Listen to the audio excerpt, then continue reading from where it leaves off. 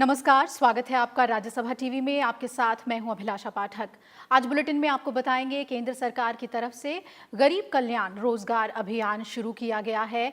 प्रधानमंत्री नरेंद्र मोदी ने आज कहा कि लॉकडाउन के दौरान अपने घरों को लौटे प्रवासी श्रमिकों को अब उनके राज्य में ही काम मिल सकेगा। साथ ही आपको बताएंगे राज्यसभा के द्विवार्षिक चुनाव की बची 19 सीटों के लिए आए नतीजे के साथ ही सभी 61 सीटों पर चुनाव का काम पूरा हो गया है। इसके अलावा बताएंगे आपको कि भारत और चीन के बीच गलवान घाटी में हुई झड़प को लेकर जहां देश के सभी राजनीतिक दलों ने एकता दिखाई है, वहीं वायुसेना प्रमुख आर.के. भदौरिया ने कहा कि सेना हर परिस्थिति से निपटने के लिए पूरी तरह से तैयार है। और इसके अलावा हमारी खास नजर रहेगी कि देश में कोरोना वायरस की स्थिति क्या है, खास तौर पर राज्यों में क्या स्थिति है और दुनिया में भी कोविड-19 को लेकर स्थिति पर नजर डालेंगे। आइए बुलेटिन की शुरुआत करते हैं अहम खबर के साथ। राज्यसभा के द्विवार्षिक चुनाव की बची 19 सीटों के लिए आए नतीजे के साथ ही सभी 61 सीटों पर चुनाव का काम पूरा हो गया। इन 61 सीटों में से 42 पर उम्मीदवार पहले ही निर्विरोध चुने जा चुके थे और बाकी सीटों के शुक्रवार को हुए चुनाव के बाद नतीजे घोषित हुए। राज्यसभा के लिए 8 राज्यों की 19 सीटों के लिए शुक्रवार को चुनाव हुए। इसमें बीजेपी ने सबसे ज्यादा 8 सीटों पर जीत दर्ज की। वहीं कांग्रेस के खाते में 4 सीट गई। आंध्र प्रदेश की 4 सीटों पर सत्ताधारी वाईएसआर कांग्रेस ने कब्जा जमाया, तो एक seat Jharkhand Mukti Morcha, national peoples front और मिजो नेशनल फ्रंट के खाते में गई। राज्यवार चुनाव नतीजे देखें तो गुजरात और आंध्र प्रदेश में 4-4 सीटों के लिए मतदान हुआ। गुजरात की 4 सीटों में से 3 पर सत्तारूढ़ बीजेपी के अभय भारद्वाज, रमीलाबेन बारा और नरहरि अमीन ने जीत हासिल की। चौथी सीट पर कांग्रेस के शक्ति सिंह गोहिल को जीत मिली। आंध्र प्रदेश से राज्यसभा की सभी 4 सीटों पर वाईएसआर कांग्रेस के उम्मीदवार विजयी हुए। पार्टी के उम्मीदवार पिल्ली सुभाष चंद्र बोस, मोपी देवी वेंकट रमणा राव, अला अयोध्या रामी रेड्डी और परिमल नटवानी राज्यसभा के लिए चुने गए। मध्य प्रदेश और राजस्थान में 3-3 सीटों के लिए वोट डाले गए। मध्य प्रदेश की 3 सीटों में से 2 पर बीजेपी और 1 पर कांग्रेस को जीत हासिल हुई। मध्य प्रदेश में बीजेपी के ज्योतिरादित्य सिंधिया और सुमेर सिंह सोलंकी, जबकि कांग्रेस से दिग्विजय सिंह ने जीत हासिल की। राजस्थान में नतीजों की बात करें तो यहां 3 सीटों में से 2 पर कांग्रेस जबकि बीजेपी को 1 सीट पर जीत हासिल हुई। राजस्थान में कांग्रेस प्रत्याशी और पार्टी महासचिव केसी वेणुगोपाल और नीरज डांगी निर्वाचित हुए। वहीं बीजेपी की तरफ से चुनाव लड़ रहे राजेंद्र गहलोत को जीत मिली। झारखंड में 2 सीटों के लिए हुए चुनाव में 1 सीट सत्तारूढ़ झारखंड मुक्ति मोर्चा को तो 1 सीट बीजेपी को मिली। जेएमएम की तरफ से पार्टी प्रमुख शिबू सोरेन राज्यसभा पहुंचे, तो वहीं बीजेपी की तरफ से पार्टी के प्रदेश अध्यक्ष दीपक प्रकाश ने जीत हासिल की। पूर्वोत्तर की 3 सीटों की बात करें तो इनमें मेघालय से मेघालय डेमोक्रेटिक अलायंस के डॉक्टर WR खरलुखी ने जीत दर्ज की। मिजोरम में सत्तारूढ़ मिजो नेशनल फ्रंट के उम्मीदवार K1 ललवेना को निर्वाचित घोषित किया गया। मणिपुर में बीजेपी उम्मीदवार लीशेम्बा सनाजाओबा राज्यसभा की एकमात्र सीट के लिए निर्वाचित घोषित हुए। कर्नाटक में पहले ही सभी 4 उम्मीदवार निर्विरोध निर्वाचित हो गए थे। यहां से पूर्व प्रधानमंत्री और जनता दल सेक्युलर प्रमुख HD देवेगौड़ा, कांग्रेस नेता मल्लिकार्जुन खड़गे, बीजेपी के इरन्ना कर्डी और अशोक गस्ती राज्यसभा के लिए चुने गए। तो वहीं अरुणाचल प्रदेश से बीजेपी उम्मीदवार नबाम रेबिया भी पहले ही निर्विरोध चुन लिए गए थे। चुनाव आयोग ने फरवरी में राज्यसभा की 55 सीटों पर चुनाव का ऐलान किया।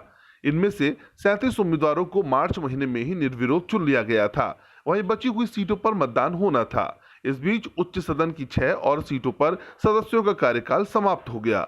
ऐसे में बची हुई 24 सीटों पर 19 जून को मतदान कराने का फैसला लिया गया। इनमें भी कर्नाटक और अरुणाचल की 5 सीटों पर उम्मीदवारों के निर्विरोध चुने जाने से चुनाव कराने की जरूरत नहीं पड़ी। Bureau report, Rajya Sabha TV. उपराष्ट्रपति और राज्यसभा के सभापति एम वेंकैया नायडू ने उच्च सदन में नवनिर्वाचित सदस्यों का स्वागत किया है। एक ट्वीट संदेश में सभापति ने कहा कि 20 राजनीतिक दलों के प्रतिनिधि और निर्दलीय के रूप में चुनकर आए ये सदस्य देश की राजनीति में विविधता को दर्शाते हैं। सभापति ने उम्मीद जताई कि आने वाले वर्षों में नवनिर्वाचित सदस्यों के अनुभव का लाभ राष्ट्रीय विकास के लिए मिलेगा। संसद के उच्च सदन के लिए 20 राज्यों से चुने गए 61 नवनिर्वाचित सदस्यों का राज्यसभा के सभापति एम वेंकैया नायडू ने स्वागत किया है।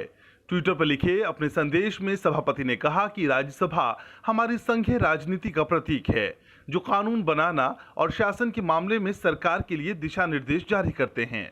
सभापति ने कहा कि उच्च सदन में अनुभवी सदस्यों और पहली बार चुने गए सदस्यों का संतुलन रहता है और ये सतत परिवर्तन का प्रतिबिंब भी है। नवनिर्वाचित सदस्यों को संदेश देते हुए सभापति एम वेंकैया नायडू ने लिखा कि संसद के सदस्य विभिन्न दलों और राज्यों का प्रतिनिधित्व करते हैं। भारत की समृद्ध विविधता में अंतर्निहित लक्ष्यों और 21वीं सदी को भारत की सदी बनाने के एकनिष्ठ संकल्प की एकता के प्रतीक हैं। सभापति ने आगामी 6 वर्षों में राष्ट्र निर्माण में नवनिर्वाचित सदस्यों के महत्वपूर्ण योगदान की अपेक्षा जताई है। उन्होंने कहा कि राज्यसभा का सदस्य बनना गौरव की बात है। सभापति ने उम्मीद जताई है कि उच्च सदन की सदस्यता ग्रहण करने वाले सभी सदस्य राष्ट्रहित में इस अवसर का हर संभव उपयोग करेंगे। सभापति ने राष्ट्र निर्माण के इस महान अभियान में नवनिर्वाचित सदस्यों के प्रयासों की सफलता की कामना भी की और सदन के सदस्य के रूप में सभी से मिलने के प्रतीक्षित अवसर को लेकर उत्सुकता जताई है। Bureau report, Rajya Sabha TV. प्रधानमंत्री नरेंद्र मोदी ने कहा है कि लॉकडाउन के दौरान अपने घरों को लौटे प्रवासी श्रमिकों को अब उनके राज्य में ही काम मिल सकेगा। प्रधानमंत्री ने कहा कि कई राज्यों में प्रवासी श्रमिकों के हुनर को पहचाना जा रहा है ताकि कामगारों को उनके कौशल के मुताबिक काम मिल सके। इसके लिए केंद्र सरकार की तरफ से गरीब कल्याण रोजगार अभियान शुरू किया गया है। प्रधानमंत्री ने कहा कि सरकार की कोशिश है कि इस अभियान के जरिए श्रमिकों और कामगारों को घर के पास ही काम दिया जाए। देश में शहरों को अपने हुनर और मेहनत से आगे बढ़ाने वाले श्रमिक अब अपने गांव को, अपने इलाकों को भी आगे बढ़ाएंगे। इसके लिए गरीब कल्याण रोजगार अभियान की शुरुआत की गई है। प्रधानमंत्री नरेंद्र मोदी ने वीडियो कॉन्फ्रेंस के जरिए शनिवार को बिहार के खगड़िया जिले के बेलदौर ब्लॉक के तेलिहार गांव से इस अभियान की शुरुआत की। इस कार्यक्रम में सभी लाभान्वित 6 राज्यों बिहार, उत्तर प्रदेश, झारखंड, ओडिशा, मध्य प्रदेश और राजस्थान के मुख्यमंत्रियों के अलावा केंद्रीय कृषि और किसान कल्याण मंत्री नरेंद्र सिंह तोमर और कैबिनेट सचिव राजीव गौबा भी शामिल हुए। योजना का शुभारंभ करते हुए प्रधानमंत्री नरेंद्र मोदी ने कहा कि ये अभियान स्थानीय स्तर पर बुनियादी ढांचे के निर्माण के साथ ग्रामीण क्षेत्रों के विकास में मददगार होगा। देश आपकी भावनाओं को भी समझता है और आपकी जरूरतों को भी समझता है। आज खगड़िया से शुरू हो रहा यह गरीब कल्याण रोजगार अभियान इसी भावना, इसी जरूरत को पूरा करने का एक बहुत बड़ा माध्यम है। बिहार, उत्तर प्रदेश, झारखंड, ओडिशा, मध्य प्रदेश और राजस्थान, इन 6 राज्यों के 116 जिलों में ये अभियान पूरे जोर शोर से चलाया जाएगा। हमारा प्रयास है कि इस अभियान के जरिए श्रमिकों और कामगारों को घर के पास ही काम दिया जाए। यह अभियान बिहार, झारखंड, उत्तर प्रदेश, मध्य प्रदेश, ओडिशा और राजस्थान के 116 ऐसे जिलों में चलाया जाएगा जहां लौटने वाले प्रवासी मजदूरों की संख्या 25,000 से ज्यादा है। इनमें 27 आकांक्षी जिले भी हैं। इन जिलों में यह अभियान सामान्य सेवा केंद्रों और कृषि विज्ञान केंद्रों के माध्यम से चलाया जाएगा। योजना को मिशन मोड में 125 दिनों में पूरा करने का लक्ष्य रखा गया है। इसके तहत प्रवासी मजदूरों को 25 तरह के कार्यों में रोजगार उपलब्ध कराने और ग्रामीण क्षेत्रों में जरूरी ढांचागत विकास पर ध्यान केंद्रित किया जाएगा। अभियान के तहत गांव के विकास और प्रवासी रोजगार देने के लिए 50,000 करोड़ रुपए खर्च किए जाने हैं। प्रवासी श्रमिकों की सहायता के मिशन मोड में चलाए जाने वाले इस अभियान से 1/3 प्रवासी श्रमिकों के लाभान्वित होने का अनुमान है। कोरोना वायरस के खिलाफ लड़ाई में ग्रामीण भारत के योगदान की सराहना करते हुए प्रधानमंत्री ने कहा कि गांवों ने जिस तरह से इस संकट का सामना किया है वो शहरों के लिए एक बड़ी सीख है। 6 लाख से ज्यादा गांवों वाला हमारा देश, जिनमें भारत की 2/3 से ज्यादा आबादी, करीब करीब 80-85 करोड़ लोग जो गांवों में रहते हैं, उस ग्रामीण भारत में कोरोना के संक्रमण को आप सब गांव वासियों ने बहुत ही प्रभावी तरीके से रोका है। इस सफलता के पीछे हमारे ग्रामीण भारत की जागरूकता ने काम किया है। कार्यक्रम की शुरुआत में प्रधानमंत्री नरेंद्र मोदी ने कहा कि लद्दाख में हमारे वीरों ने जो बलिदान दिया है, ये पराक्रम बिहार रेजिमेंट का है। बिहार के हर व्यक्ति को इसका गर्व होता है। जिन सैनिकों ने अपना बलिदान दिया है, उन्हें मैं श्रद्धांजलि देता हूं। मैं शहीदों के परिवार को विश्वास दिलाता हूं कि देश आपके साथ है। Bureau report, Rajya Sabha TV. Bharat ने कहा है कि गलवान घाटी पर ऐतिहासिक रूप से जो स्थिति रही है, चीन उसे बदलने की कोशिश कर रहा है। ये चीन की खुद की पुरानी स्थिति से उलट है। विदेश मंत्रालय के प्रवक्ता अनुराग श्रीवास्तव ने सवालों के जवाब में कहा कि भारत जो भी वहां बना रहा है, वास्तविक नियंत्रण रेखा के अपनी तरफ बना रहा है, जबकि चीन के सैनिक गलवान घाटी में वास्तविक नियंत्रण रेखा के पार भारत की तरफ निर्माण करने की कोशिश कर रहे थे। भारत के सैनिक इस इलाके में सालों से पेट्रोलिंग करते आ रहे हैं और चीन ने कभी इस पे आपत्ति नहीं की है। मई 2020 से चीन इसमें बाधा उत्पन्न करने लगा है। उससे टकराव की स्थिति बनी, जिस पर कमांडरों की बैठक में हाल ही में बैठक हुई और भारत और चीन के बीच बराबर संपर्क जारी है और दोनों देशों के बीच सैन्य और राजनयिक स्तर पर बातचीत की कोशिशें जारी हैं। भारत और चीन के बीच गलवान घाटी में हुई झड़प को लेकर जहां देश के सभी राजनीतिक दलों ने एकता दिखाई है, तो वहीं वायुसेना प्रमुख आर.के. भदौरिया ने कहा है कि सेना हर परिस्थिति से निपटने के लिए तैयार है। वहीं चीन के उकसावे वाले व्यवहार को लेकर अमेरिका ने उसकी आलोचना की है। अमेरिका ने पूरे विवाद के लिए चीन को जिम्मेदार ठहराया है। वायुसेना प्रमुख एयर चीफ मार्शल आर.के.एस. भदौरिया ने देश को भरोसा दिया है कि देश की वीर सेना हर परिस्थिति से निपटने के लिए तैयार है। उन्होंने कहा कि चीन के सैनिकों से झड़प के वक्त हमारे जवानों ने बहादुरी दिखाई।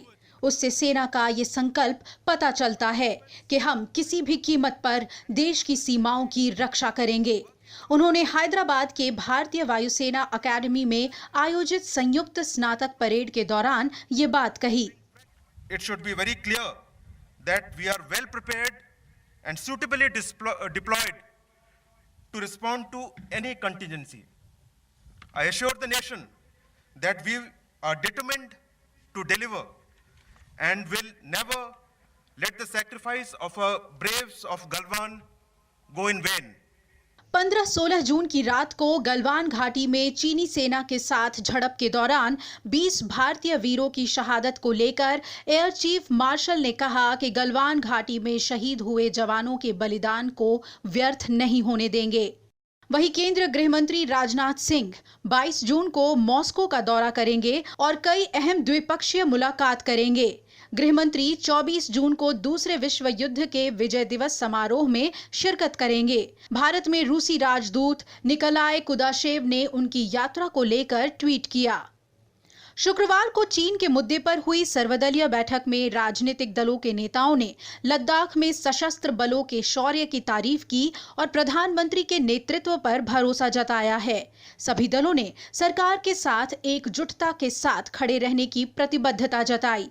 इस बीच भारत और चीन तनाव को लेकर अमेरिका ने साफ कर दिया है कि वो इसके लिए चीन को जिम्मेदार मानता है। अमेरिका के विदेश मंत्री माइक पॉम्पियो ने कहा कि पीपल्स लिबरेशन आर्मी ने भारत के साथ सीमा विवाद को बढ़ाया है, जो कि दुनिया का सबसे बड़ी आबादी वाला लोकतंत्र है। चीन दक्षिण चीन सागर का सैन्यकरण कर रहा है और गैर कानूनी तरह से क्षेत्रों पर अपना दावा कर रहा है। भारत और चीन के बीच गतिरोध करीब 1 महीने से चल रहा है और 6 जून को दोनों पक्षों के बीच एक उच्च सैन्य स्तर की बैठक भी हुई थी। बैठक में जो सहमति बनी उसका चीन ने पालन नहीं किया, जिसके कारण तनाव बढ़ा। चीन के इस उकसावे वाले रवैये को भारत को अंतर्राष्ट्रीय समर्थन मिल रहा है। अमेरिका, रूस, ब्रिटेन और जर्मनी जैसे देशों ने झड़पों के दौरान भारतीय सैनिकों की मौत पर शोक व्यक्त किया है। अखिलेश सुमन के साथ ब्यूरो रिपोर्ट, राज्यसभा टीवी। प्रधानमंत्री कार्यालय ने शुक्रवार को हुई सर्वदलीय बैठक के बारे में एक बयान जारी किया है। प्रधानमंत्री कार्यालय ने कहा है कि प्रधानमंत्री द्वारा कई बातों को स्पष्ट करने के बावजूद उनकी टिप्पणियों की कुछ लोगों द्वारा गलत व्याख्या की जा रही है। अतीत में की गई उपेक्षा के विपरीत सेना अब वास्तविक नियंत्रण रेखा के किसी भी उल्लंघन से निर्णायक तरीके से निपटती है। सर्वदलीय बैठक में इस बात पर आम सहमति थी कि इस मामले में सरकार और सशस्त्र सेनाओं को पूरा समर्थन दिया जाना चाहिए। प्रधानमंत्री कार्यालय ने कहा है कि शुक्रवार को आयोजित सर्वदलीय बैठक में प्रधानमंत्री द्वारा कई बातों को स्पष्ट करने के बावजूद उनकी टिप्पणियों की कुछ लोगों द्वारा गलत व्याख्या की जा रही है। पीएमओ ने एक बयान में कहा है कि प्रधानमंत्री ने बैठक में स्पष्ट किया कि भारत वास्तविक नियंत्रण रेखा का अतिक्रमण करने के किसी भी प्रयास का पूरी दृढ़ता से यथोचित जवाब देगा। दरअसल उन्होंने इस बात पर विशेष रूप से जोर दिया कि अतीत में भले ही इस तरह की चुनौतियों की अनदेखी की जाती रही हो, लेकिन भारतीय सेना अब LAC के किसी भी तरह के अतिक्रमण पर तत्काल निर्णायक कदम उठाती है। बैठक के दौरान ये भी सूचित किया गया कि इस बार चीनी सैनिक अपेक्षाकृत अधिक संख्या में LAC के पास पहुंच गए हैं।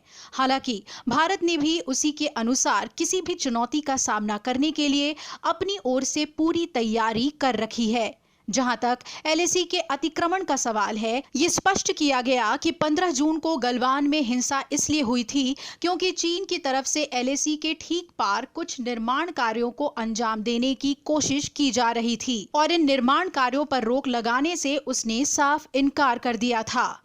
सर्वदलीय बैठक में चर्चाओं के दौरान प्रधानमंत्री के संबोधन का केंद्र 15 जून को गलवान घाटी में हुई हिंसक झड़पों पर था, जिसमें 20 भारतीय सैनिक शहीद हो गए। प्रधानमंत्री ने गलवान में शहीद हुए देश के उन वीर जवानों को श्रद्धांजलि अर्पित की जिन्होंने चीन के नापाक इरादों को नाकाम करने में कोई भी कसर नहीं छोड़ी। प्रधानमंत्री ने बताया कि हमारे सशस्त्र बलों की बहादुरी के बदौलत LAC पर भारतीय सीमा में चीन की कोई भी घुसपैठ नहीं हुई है। 16 बिहार रेजिमेंट के सैनिकों ने बलिदान देकर चीन द्वारा यहां कुछ भी निर्माण कार्य करने के नापाक इरादों को पूरी तरह से नाकाम कर दिया और इसके साथ ही 15 जून को LAC पर भारतीय सीमा में अतिक्रमण करने के प्रयासों को भी बिल्कुल निष्फल कर दिया। प्रधानमंत्री ने कहा कि जिन लोगों ने हमारी सीमा में अतिक्रमण करने की कोशिश की थी, उन्हें हमारे वीर सपूतों ने मुंह तोड़ जवाब दिया। देश के इन वीर सपूतों ने हमारे सशस्त्र बलों के मूल्यों और स्वाभिमान की रक्षा की।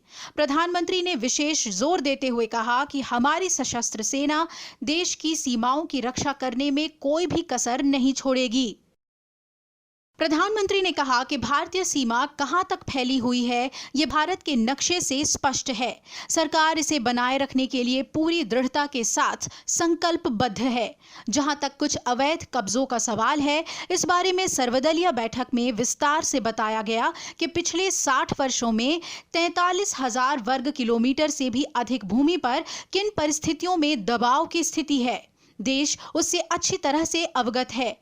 ये भी स्पष्ट किया गया कि सरकार LAC पर एक तरफा ढंग से कोई भी बदलाव किसी भी हालात में नहीं होने देगी।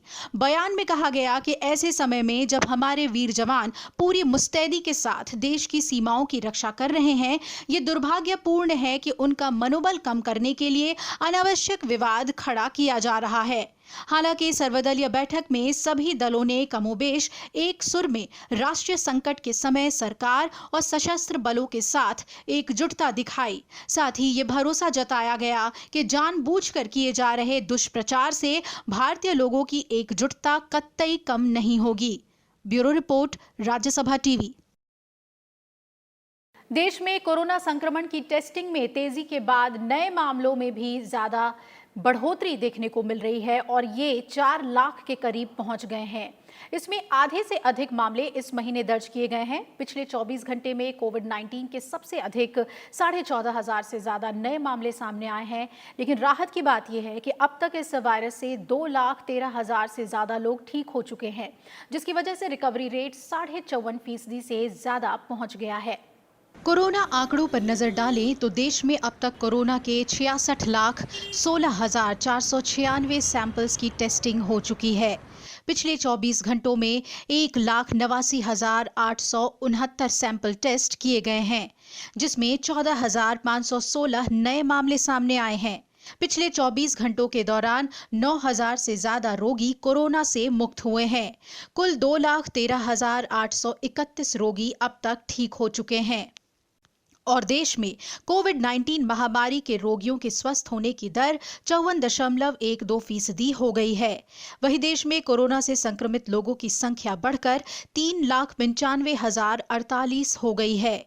इनमें से सक्रिय मामलों की तादाद 1,68,269 है। कोरोना वायरस की वजह से जान गंवाने वालों का आंकड़ा देखें तो पिछले 24 घंटों में 375 लोगों की इस वायरस से मौत हुई है। इसके बाद देश में कोरोना की वजह से कुल मृतकों की संख्या 12,948 हो गई है। दिल्ली के उपराज्यपाल अनिल बैजल ने राजधानी में कोरोना के मरीजों को 5 दिन इंस्टीट्यूशनल क्वारंटीन में रखने के फैसले को वापस ले लिया है। उपराज्यपाल ने कहा कि इंस्टीट्यूशन आइसोलेशन के मामले में केवल उन्हें कोविड-19 पॉजिटिव मरीजों को इंस्टीट्यूशनल आइसोलेशन में ले जाना होगा, जिन्हें क्लिनिकल असेसमेंट के लिए अस्पताल में भर्ती होने की जरूरत नहीं है और जिनके पास होम आइसोलेशन की पर्याप्त सुविधा नहीं है। 5 दिन इंस्टीट्यूशनल क्वारंटीन का फैसला भारतीय योग को जीवन में सकारात्मकता और ऊर्जावान बनाए रखने के लिए महत्वपूर्ण माना जाता है। 21 जून को मनाए जाने वाले अंतर्राष्ट्रीय योग दिवस को लेकर उपराष्ट्रपति एम वेंकैया नायडू ने ट्वीट किया है। उपराष्ट्रपति ने योग के महत्व और लाभ के बारे में जानकारी दी। उन्होंने कहा कि पूरी दुनिया ने भारत के योग के साथ खुद को जोड़ा है। भारत की प्राचीन योग प्रणाली को विश्व भर में प्रतिष्ठा मिल रही है और उसका प्रचलन भी बढ़ा है। इस वर्ष भी 21 जून को विश्व भर में अंतर्राष्ट्रीय योग दिवस मनाया जाएगा। इस अवसर पर हमें व्यक्ति के संपूर्ण विकास में योग की भूमिका, उसके योगदान पर विचार करना चाहिए। आज जब कोरोना महामारी का भयावह संकट लोगों को प्रभावित कर रहा है, योगाभ्यास शरीर की प्रतिरोधक क्षमता को मजबूत करने का सरल और सक्षम उपाय है, विशेषकर उन लोगों के लिए जो दमा, मधुमेह या रक्तचाप जैसी बीमारियों से ग्रसित हैं। प्रधानमंत्री नरेंद्र मोदी ने कोरोना वायरस के कारण पैदा हुई महामारी को देखते हुए इस बार के योग दिवस को अपने घर से ही मनाने की देशवासियों से अपील की है। कल छठी बार पूरी दुनिया योग दिवस मनाएगी, लेकिन इस बार का योग हर बार के योग से अलग होगा। इस बार अंतर्राष्ट्रीय योग दिवस की थीम घर पर योग, परिवार के साथ योग है। भारत की प्राचीन ताकत योग के महत्व को पूरी दुनिया ने जाना है, माना है। योग यानी शरीर और आत्मा को जोड़ने वाला विज्ञान। भारत की इस 5,000 से भी ज्यादा पुरानी पद्धति को पूरी दुनिया अपना चुकी है। अब भारत का योग दुनिया में रोग भगाने का काम कर रहा है। कल दुनिया भर में छठा अंतर्राष्ट्रीय योग दिवस मनाया जाएगा। भारत समेत पूरी दुनिया में इसको लेकर तैयारियां चल रही हैं। लोग अंतर्राष्ट्रीय योग दिवस मनाने से पहले योग का अभ्यास कर रहे हैं, लेकिन कोरोना के कारण इस बार योग दिवस पहले से अलग होगा। आमतौर पर अंतर्राष्ट्रीय योग दिवस का कार्यक्रम सार्वजनिक तौर पर आयोजित होता है, लेकिन इस साल ये घर के अंदर होगा। इसको लेकर प्रधानमंत्री नरेंद्र मोदी ने लोगों से अपील भी की है। इस बार का योग दिवस भी उतने ही उत्साह से मनना चाहिए, उतनी ही ऊर्जा से मनना चाहिए। हाँ, आप जरूरी दिशा निर्देश का पालन करते हुए योग दिवस मनाएं। इसलिए इस वर्ष अंतर्राष्ट्रीय योग दिवस की theme yoga at home and yoga with family, ये बहुत जानबूझकर के विषय तय किया गया है। घर पर योग, परिवार के साथ मिलकर के योग। आज की परिस्थिति में आपको निरोग रहना बहुत आवश्यक है और उसमें योग प्राणायाम जरूर मदद करेगा। इस बार भारत में अंतर्राष्ट्रीय योग दिवस का कार्यक्रम लेह में होना था, लेकिन कोरोना संकट के कारण इसे रद्द कर दिया गया। अंतर्राष्ट्रीय योग दिवस के मौके पर प्रधानमंत्री नरेंद्र मोदी पूरे देश को संबोधित करेंगे। योग को अंतर्राष्ट्रीय स्तर पर पहुंचाने में भारत की बड़ी भूमिका रही है। खुद पीएम मोदी ने साल 2014 में संयुक्त राष्ट्र में अंतर्राष्ट्रीय योग दिवस का प्रस्ताव रखा था, जिसके बाद संयुक्त राष्ट्र के देशों ने भारत के प्रस्ताव को स्वीकार कर लिया था। तब से ही योग दिवस को अंतर्राष्ट्रीय स्तर पर बड़ी पहचान मिली है। Bureau report, Rajya Sabha TV. Bharat सरकार ने चुनिंदा रूटों पर घरेलू उड़ानों को अनुमति दे दी है, लेकिन अंतर्राष्ट्रीय उड़ानों के बारे में अभी कोई फैसला नहीं हुआ है। केंद्रीय नागरिक उड्डयन मंत्री हरदीप सिंह पुरी ने कहा कि अंतर्राष्ट्रीय उड़ानें दूसरे देशों की सीमाएं खुलने पर निर्भर करती हैं। ऐसे में सटीक समय नहीं बताया जा सकता। कोरोना संकट के बीच अंतर्राष्ट्रीय उड़ान अभी तक शुरू नहीं हो सकी हैं। केंद्रीय नागरिक उड्डयन मंत्री हरदीप सिंह पुरी ने कहा कि दूसरे देशों के लिए उड़ानें कब शुरू होंगी, इसका सटीक समय नहीं बताया जा सकता है। मौजूदा वक्त में हमारे पास कोई विकल्प नहीं है। अंतर्राष्ट्रीय यातायात ने जो भी सुझाव दिए हैं, उसी के तहत काम किया जा रहा है। उन्होंने कहा कि अंतर्राष्ट्रीय उड़ानें दूसरे देशों की सीमाएं खुलने पर निर्भर करती हैं। And it's a critical economic activity. But the exact timing when we will open up international, it means the other country has to be open to receiving international flights. So in the absence of a decision on resumption of international civil aviation, which will depend on the other countries opening up, the domestic traffic in countries opening up, we are left with no option but to continue what I call evacuation and repatriation flights under managed and controlled conditions. Hardeep Singh Puri ने कहा कि सरकार फिलहाल नियंत्रण के साथ दूसरे देशों से लोगों को लाने में जुटी है। उन्होंने बताया कि लॉकडाउन के दौरान विदेश में फंसे करीब 2,75,000 लोगों को विमानों और जहाजों के जरिए वापस लाया गया है और ये प्रक्रिया अभी जारी है। We've already brought back 109,000 on Vande Bharat. But more than that, our private carriers and the private carriers from the other countries, I'm not talking about the evacuation flights they've had to take their nationals away from India, but bringing back, they brought back another 100,000+. I think the figure is about 143,000 or so, others, something in that figure. So if you take 143 of them, 100,000 of ours, then our ships brought back what? 3,000 to 4,000. And then there are land border crossings. So we are looking at an overall figure of 275,000. I'll give you this compilation. The figures there are dynamic. दरअसल भारत ने corona virus के मद्देनजर 22 मार्च को अंतर्राष्ट्रीय उड़ानों पर प्रतिबंध लगा दिया था। 6 मई से सरकार ने वंदे भारत मिशन की शुरुआत की थी, जिसके तहत विदेशों में फंसे भारतीयों को वापस लाया जा रहा है। वहीं 25 मई से सीमित रूटों पर घरेलू उड़ानों को भी इजाजत दी गई है। Bureau report, Rajya Sabha TV. विश्वविद्यालय में दाखिले की प्रक्रिया आज से शुरू हो गई है। शैक्षणिक सत्र 2020-21 में under graduate, post graduate, MPhil समेत पीएचडी कोर्स में दाखिले के लिए आवेदन प्रक्रिया 4 जुलाई तक चलेगी। दिल्ली विश्वविद्यालय में दाखिले के लिए छात्र दिल्ली यूनिवर्सिटी की वेबसाइट पर जाकर ऑनलाइन रजिस्ट्रेशन कर सकते हैं। छात्रों को दाखिले से संबंधित सारी जानकारी डीयू की वेबसाइट du.ac.in पर मिलेगी। कोरोना महामारी के कारण इस बार डीयू के संबद्ध 77 कॉलेजों में 75 कोर्सों के छात्रों का दाखिला कट ऑफ आने के बाद उन्हें दस्तावेजों के वेरिफिकेशन के लिए कॉलेज नहीं जाना होगा। छात्रों का दाखिला पहले हो जाएगा, जबकि दस्तावेजों का वेरिफिकेशन कॉलेज खुलने के बाद होगा। स्टूडेंट्स 4 जुलाई तक आवेदन कर सकते हैं। सीबीएसई के नतीजे आने पर छात्रों को अपने मार्क्स अपडेट करने का दूसरा मौका दिया जाएगा। डीयू में बीते साल लागू हुए ईडब्ल्यूएस कोटे के कारण इस बार 15% अधिक सीटों पर दाखिला होगा। इस बार स्नातक की लगभग 9,000 सीटें बढ़ जाएंगी। बीते साल ईडब्ल्यूएस के 10% कोटे के हिसाब से लगभग 62,000 सीटों पर दाखिले हुए थे, लेकिन इस बार 15% सीटें बढ़ने के कारण सीटों की संख्या लगभग 71,000 हो जाएगी। इस साल स्पोर्ट्स के लिए विश्वविद्यालय कोई ट्रायल नहीं लेगा। अनु दीवान, राज्यसभा टीवी। इस साल का पहला सूर्य ग्रहण कल सुबह लगने जा रहा है। ग्रहण की शुरुआत सुबह 9:15 के करीब हो जाएगी और ये दोपहर 3:03 तक रहेगा। ये सूर्य ग्रहण भारत समेत दुनिया के कई देशों में दिखाई देने वाला है।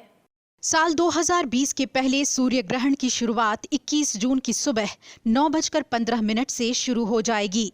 ग्रहण अपने पूर्ण प्रभाव में दोपहर 12:02 पर रहेगा। इसके बाद ये दोपहर 3:03 पर खत्म हो जाएगा। ग्रहण के दौरान सूर्य कुछ जगहों पर 99% तक छिप जाएगा। चांद उस वक्त पृथ्वी के सबसे दूर यानी एपोजी में रहेगा। ऐसे में वो सूरज को पूरी तरह से नहीं ढक सकेगा और सूरज रिंग ऑफ फायर के रूप में नजर आएगा। इस ग्रहण को एशिया और अफ्रीका में साफ साफ देखा जाएगा। इसके अलावा दक्षिण पूर्व यूरोप, उत्तरी ऑस्ट्रेलिया में भी आंशिक ग्रहण दिखाई देगा।